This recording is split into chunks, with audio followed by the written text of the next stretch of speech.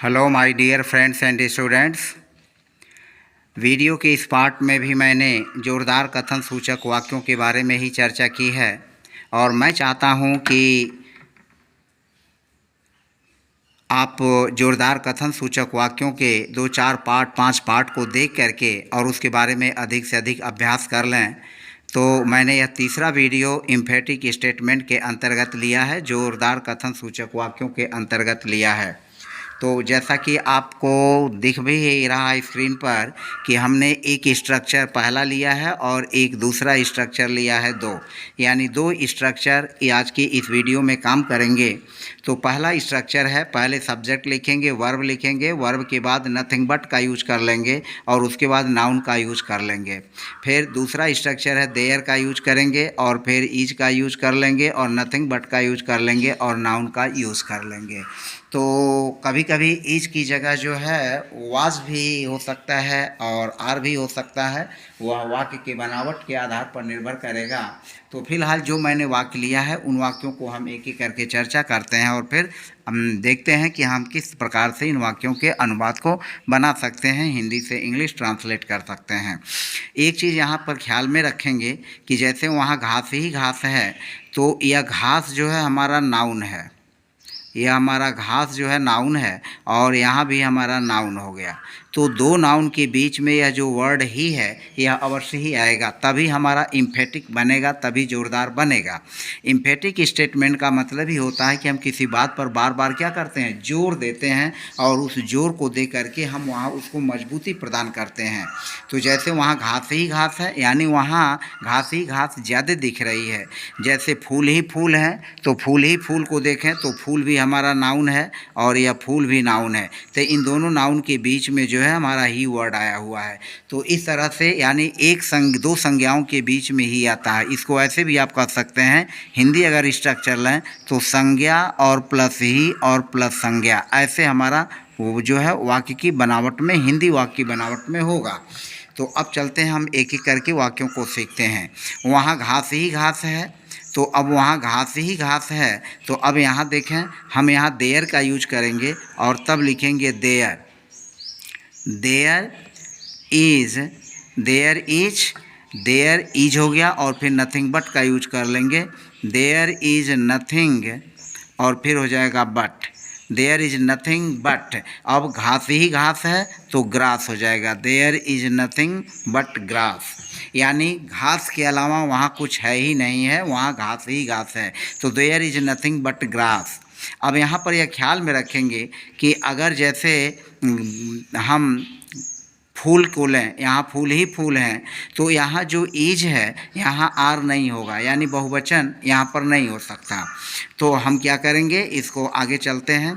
यहाँ फूल ही फूल हैं और एक चीज़ और, there is nothing but grass, और चूंकि इस वाक्य में वहाँ भी आया हुआ है तो हम यहाँ यूज कर लेंगे देयर। यह वाक्य देयर इंट्रोडक्टरी देयर से शुरू हुआ है और फिर यहाँ जो है देयर का मीनिंग जो है वहाँ हो जाएगा। तो there is nothing but grass there. यहाँ फूल ही फूल हैं तो लिखेंगे there, there is nothing, there is nothing, there is nothing और फिर यूज करेंगे but. There is nothing but flowers, there is nothing but flowers here, there is nothing but flowers here. तो there is nothing but flowers here. यहाँ इस बात को भी ख्याल में रखेंगे कि अब फ्लावर्स हमारा प्लूरल है और इस प्लूरल के हिसाब से हमारा यह वर्ब आर नहीं होगा, यहाँ वर्ब हमारा सिंगुलर ही होगा, इज का ही यूज होगा। बहुत करेंगे तो अगर है की जगह था है, यहाँ फूल ही फूल था तो हम वाच कर लेंगे, लेकिन आर और जो है वर का प्रयोग नहीं होगा। यहाँ पानी ही पानी है तो अब लिखेंगे there is nothing, there is nothing, फिर लिखेंगे but water, there is nothing but water, यानी यहाँ पानी ही पानी है। सड़क पर आदमी ही आदमी थे, सड़क पर आदमी ही आदमी थे, तो हम लिखेंगे there was nothing, there was nothing but man, man बहुवचन हो जाएगा प्लूरल, तो there was nothing but man, और फिर क्या, सड़क पर, on the road, on the road, तो there was nothing but man on the road, there was nothing but man on the road. अगला है, इस देश में नेता ही नेता हैं, इस देश में नेता ही नेता हैं, तो there is nothing, there is nothing but leaders, but leaders. अब लीडर्स के अनुसार हमारा यह वाक्य इज का आर नहीं होगा, यह इज ही रहेगा, सिंगुलर ही रहेगा, भले ही यह लीडर्स प्लूरल है। तो there is nothing but leaders in this country, in this country, इस देश में, in this country, there is nothing but leaders in this country. मैं धन ही धन देखता हूँ। अब देखें यहाँ वाक्य का सब्जेक्ट मैं है, तो हम लिखेंगे आई, और देखता हूँ आई सी, आई सी, मैं देखता हूँ, क्या देखता हूँ, धन ही धन, तो लिखेंगे नथिंग, नथिंग बट, और हमारा यहाँ पर नाउन हो जाएगा money, money, they I see nothing but money, I see nothing but money. तुम बालू ही बालू देखते हो, तो you see nothing but sand. खिलाड़ी गेंद ही गेंद देखते हैं, खिलाड़ी गेंद ही गेंद देखते हैं, तो लिखेंगे the players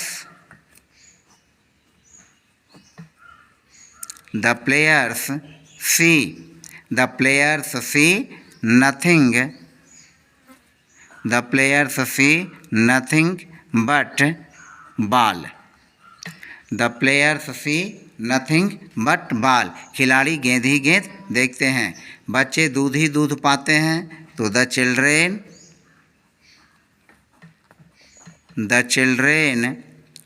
find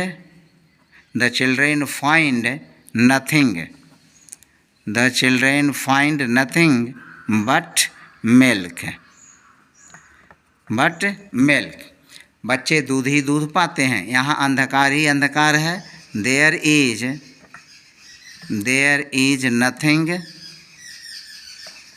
is nothing but dark here, there is nothing but dark here, there is nothing but dark here. तो इस तरह से 10 एग्जाम्पल के माध्यम से आपने इस तरह के जोरदार कथन सूचक वाक्यों को देखा जहाँ दो संज्ञाओं के बीच में ही लगा हो।